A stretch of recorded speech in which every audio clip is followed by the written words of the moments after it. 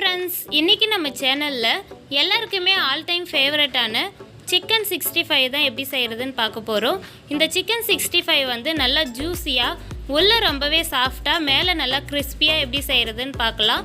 சின்ன சின்ன டிப்ஸ் எல்லாம் ஃபாலோ பண்ணி செய்யும்போது ஒரு பர்ஃபெக்டான சிக்கன் 65 நம்ம வீட்லேயே ஈஸியாக செய்யலாம். நான்வெஜ்லேயே ரொம்ப ஈஸியான ரெசிபினா இந்த சிக்கன் 65 தான். எல்லாருமே இது பர்ஃபெக்டாக செஞ்சு முடிச்சிடலாம்.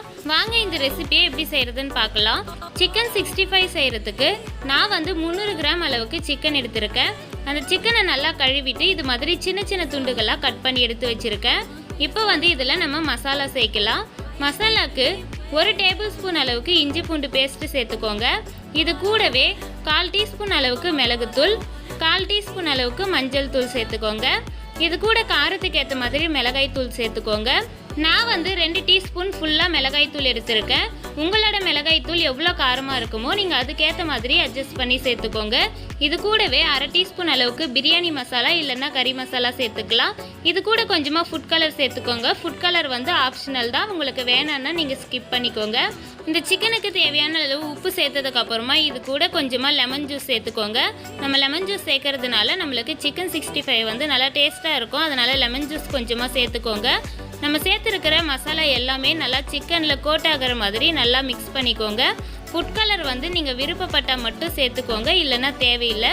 நீங்கள் வீட்டில் செஞ்சு சாப்பிட்றதா இருந்தால் ஃபுட் கலர் வந்து அவாய்ட் பண்ணிக்கோங்க. ஏன்னா நம்ம ஃபுட் கலர் வந்து அதிகமாக யூஸ் பண்ணக்கூடாது. மசாலாலாம் வந்து நல்லா கோட் ஆகணும். அந்த அளவுக்கு கை வச்சு நம்ம நல்லா மிக்ஸ் பண்ணணும். அந்த உப்பு மிளகாய் தூள் எல்லாமே நல்லா மிக்ஸ் ஆகணும். அந்த அளவுக்கு நல்லா மிக்ஸ் பண்ணதுக்கப்புறமா இதை வந்து ஒரு 10 நிமிஷம் அப்படியே ஊற விட்டுடலாம். நம்ம இது மாதிரி மிக்ஸ் பண்ணிவிட்டு ஒரு 10 நிமிஷம் ஊற வைக்கிறதுனால அந்த மசாலாலாம் வந்து சிக்கனில் இறங்கி நல்லா ஜூஸியாக இருக்கும் சாப்பிடும்போது.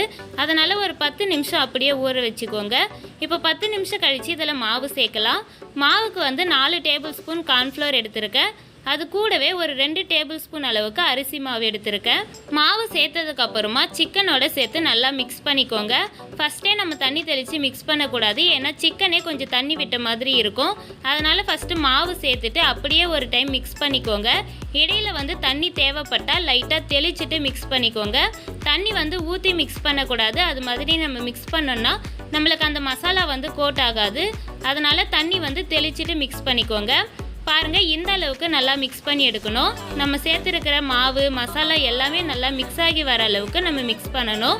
மாவு சேர்த்து மிக்ஸ் பண்ணதுக்கப்புறமா இது வந்து ஒரு 15லிருந்து 20 நிமிஷம் அப்படியே ஊற விட்டுருங்க.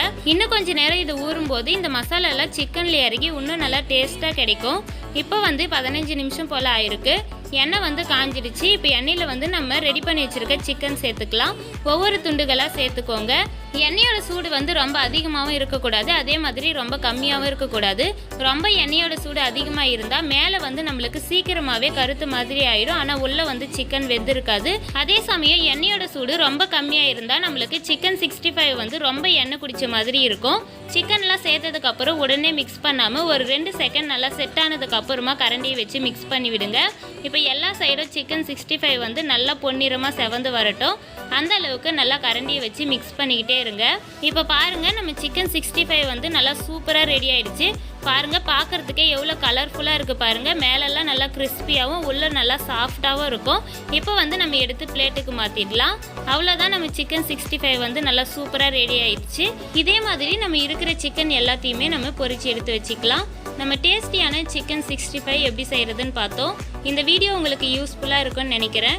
கண்டிப்பாக இந்த ரெசிபியை உங்கள் வீட்டில் ட்ரை பண்ணி பாருங்கள். உங்களுக்கும் இந்த சிக்கன் 65 ரெசிபி வந்து நல்லா பர்ஃபெக்டாக கிடைக்கும். இந்த ரெசிபியை ட்ரை பண்ணி பார்த்துட்டு எப்படி இருக்குன்னு மறக்காமல் கமெண்ட் பாக்ஸில் கமெண்ட் பண்ணுங்கள். இந்த வீடியோ பிடிச்சிருந்தால் நம்ம சேனலை சப்ஸ்கிரைப் பண்ணிக்கோங்க.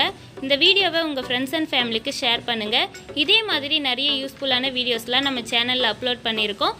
பார்க்காதவங்க போயிட்டு செக் பண்ணி பாருங்கள். தேங்க்யூ.